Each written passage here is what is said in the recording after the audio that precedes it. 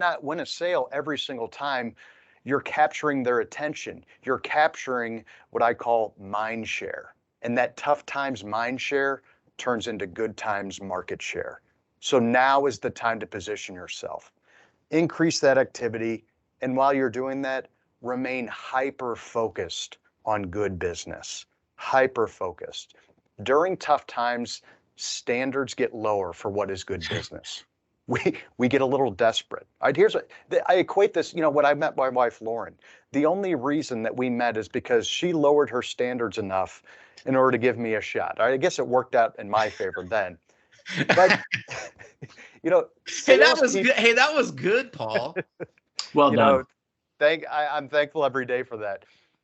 But when it comes to how we spend our time, we have to maintain those high standards. During tough times, we get desperate, though. We think that opportunities are scarce, so we're willing to take on anything. Remain hyper-focused. I'd love to hear Larry's thoughts, too. No, and I love what you said about staying hyper-focused. This is times where leaders and managers could coach all throughout their whole sales team, whether you're a tenured person or whether you've just started. This is the time to double down back on basics. Mm-hmm.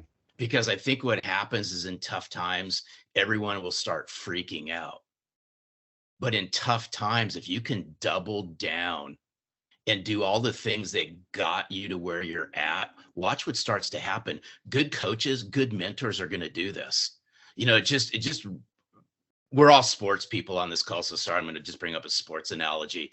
It's no different than when sales teams go through horrific slumps season over season. They're still doing the basics.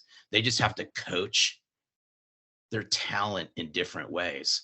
So great coaches and great mentors are going to coach their people through the valleys, because they've been there. But the younger sellers who haven't experienced this, it's actually going to make them tougher. Because the next time it happens, and it will, they're going to be prepared for it. But this goes back to discipline. This goes back to consistency. Because I think a lot of times what happens is in tough times, like Paul had said, we may take on some clients that we shouldn't have taken on before. But if we flip this on its head and we uncover who are our ideal clients, who are we going to prospect, who are we going to engage in these conversations with, and we do it every single day, even during the valleys, we're going to become that much better. It's truly powerful. Couple of thoughts, and I'm going to try to give each of our guest speakers another minute or so with some final thoughts. But, team, we're in a sales crucible right now, and now is the time for creativity and brand building, controlling the controllables, leaving no stone unturned, and going down swinging. And frankly, looking for every opportunity to invest in relationships. I got to tell you, I've never worried about a sales number in my entire career. I've always really intensely focused on creating and nurturing relationships and executing process. That's it. Prasad, you asked a great question that I do want to broach. There's a lot of inconsistencies in sales, right? You get a new book of business frequently, or whatever that looks like, right? I've learned to kind of gamify sales. You really look at, what are the key relationships that I'm going to need to get done what I need to get done, and what's the message that's going to resonate with these folks, and how can I find ways to create a conversation, but also meet them where they are from a value perspective, and doing that time and time again. That's why I adopted social selling so many years ago, finding ways to stay top of mind. You're not going to necessarily get someone to answer your first call, your second call. It's probably going to be closer to your fifth or eighth. And as Paul pointed out, now's the time to really be resilient and up your numbers of calls and contacts and touches, while everybody else, your competition, is decreasing theirs. One of the biggest deals that I've been a part of over the last few years was amidst the pandemic. And actually, it was a customer that wasn't even thinking about us. But I showed up at the right time, met them on LinkedIn, got in their office, gave them a copy of my CEO's book, highlighted some passages about our transformation, and started talking about some of the resources that we could bring to bear. And they went through a lot of changes, as did we during that time. But we made sweet music happen because of investing in the relationship. We got a couple minutes till we're going to hand it to Chris. So I'm going to start with Paul. One more minute of any wrap up, and then we'll go to Larry, and then we're going to hand it to my friend Chris Stedman. So Paul, bring us home. Yeah, one final thought. I want to leave everyone with something very tactical and practical that's going to help them. Uh, in selling through tough times, we talk about stretching the buyer's time horizon.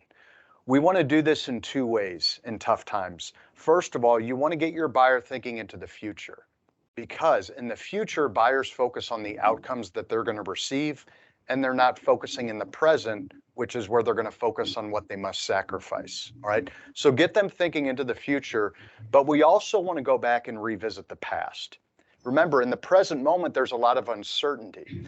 We can look to the past for assurance so that they know, hey, this tough time isn't going to last. In fact, many of your customers, you could stretch them back to the great recession of '08 and '09 and say, wow, your business has grown immensely since then. What were some of the strategic decisions you made in '08 and '09 to position you to be where you're at today? All right, now knowing that, Mr. Customer, how can we apply some of those same ideas right now to position you for the next uptick? All right, get them thinking backwards. Backwards is going to help give them assurance. Thinking forward focuses on outcomes. Either way, get them out of the present moment because they're going to focus on price and uncertainty. I love that, Paul. This tough time is not going to last. That's exactly what my financial advisor keeps telling me too. So I'm a big believer in that. Russ asked an awesome question, and I'm going to use that as I transition to Larry's final thoughts. Russ asked about creating genuine virtual relationships when we can't travel, when we can't see people in person. Larry Levine's a great example of that. Larry and I have talked probably a dozen times in the last year plus. We've known each other for years. But we've never physically met in person. We've tried to make it work, hasn't yet, but I know it will. But the answer is yes. And you know what's amazing to me is I look at selling, compare and contrast from today to 5-10 years ago, and it's amazing what we can do with technology. I mean, I can be talking to an executive, and if I was in person with them 5 years ago and I needed to introduce a new person on my team, I might have to schedule a whole new meeting 2-3 weeks down the road, and then that might even get rescheduled. Now I can press a button if my colleague is available and add them into the meeting immediately. Let's look at how we can use these tools and resources to make ourselves better as sellers. Larry, it's always awesome to see you, hear from you, talk to you. Give us your final thoughts. Yeah, no, and I appreciate it. This has been great. And hopefully the people that have been viewing this have grabbed some nuggets from this. I want to play off of this. Can you build relationships virtually? And I'll end with this is yes, 100% you can. I believe it's a mindset issue for sellers. Total 100% mindset is just because I can't physically shake Carson's hand or I can't physically shake Paul's hand. By the way, Paul and I have never met. Yeah. And we've developed a good relationship. And again, we have to get used to this. This isn't going away. This is not going away. Relationships now can be built in many different facets. And I'm an old school guy, right? I started before the internet, so I've just dated myself. Relationships were built face-to-face on handshakes. Now relationships are built virtually. They're built socially. They're built face-to-face. We have to marry all of this together. And it's how we carry ourselves. And I remember, and I'll leave you with this. This goes back to my very first business coach at 40 years old, who said, Larry, and this goes back 18 and a half years ago. So now y'all know I'm 58 and a half years old, is this. He goes, you need to understand how to play in the online sandbox. The same thing that you're doing face-to-face, you must be able to do online. Again, this absolutely 100% goes back to, it's a mindset thing, 100%. If you don't believe that you can't build a relationship virtually, guess what, people? You won't. If you believe you can, you will. I'll leave you with one word. It's intentionality. Be intentional in how you communicate and how you connect, and watch what happens. Wow.